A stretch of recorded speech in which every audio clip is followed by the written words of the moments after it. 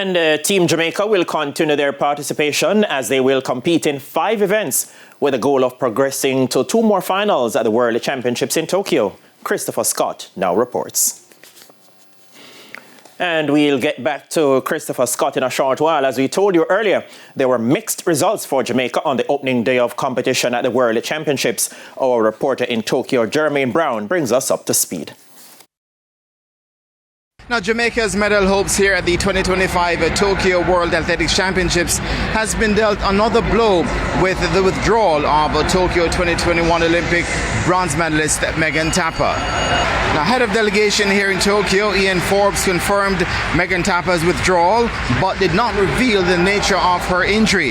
Tapper, who won at the national championships, has been in excellent form this season, including running a personal best, 12.34 seconds this season. In fact, she ran that time twice this season, just to give further indication of her great form this season.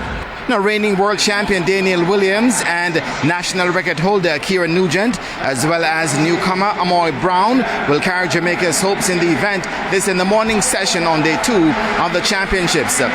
Now, Yoka Clunis will also be in action in the morning session on day 2 when she competes in the preliminaries of the women's hammer throw.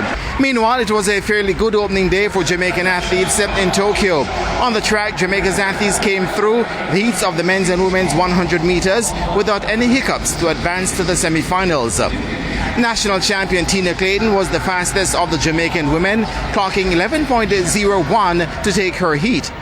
2023 silver medalist Sharika Jackson was second in her heat in 11.04, behind defending champion American Shakira Richardson 11.03.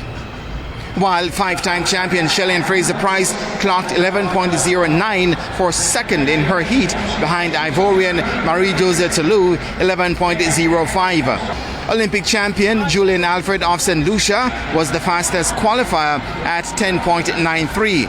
Now, on the men's side, Paris Olympics silver medalist Kishane Thompson was the fastest of the Jamaicans, speeding to 9.95 to advance. Meanwhile, 2-time finalist Oblique Seville had a slight scare in his heat as he recovered from a poor start to place third in his heat, clocking at 9.93 behind South African winner Gift Leotele, who sped to a personal best at 9.87. Akeem Blake with a 10.07 also booked his semi-final spot after placing second in his heat behind defending champion American Noah Lyles at 9.95.